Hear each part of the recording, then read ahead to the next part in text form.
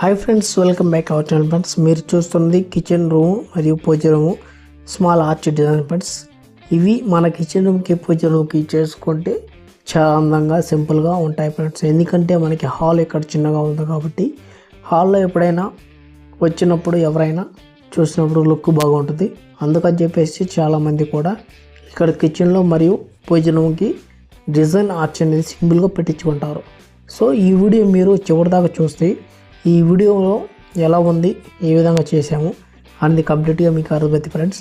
అయితే ఫస్ట్ మనం మార్కింగ్ తీసుకొని ఆ మార్కింగ్ ప్రకారం మాల్ అంతా కొట్టుకొని ఆ మాల్ కొట్టుకున్న తర్వాత మంచిగా పట్టీలు కరెక్ట్ కోణాలు మనం కట్ చేసుకోవాలి ఫ్రెండ్స్. పట్టీతోటి కట్ చేసుకున్నప్పుడు మంచిగా ఆరకముందే దాన్ని కరెక్ట్గా ఏదైతే తేమ మీద కట్ చేసుకుంటే మనకు కరెక్ట్గా ఆ పట్టీలు అనేది కరెక్ట్గా కట్ అవుతాయి.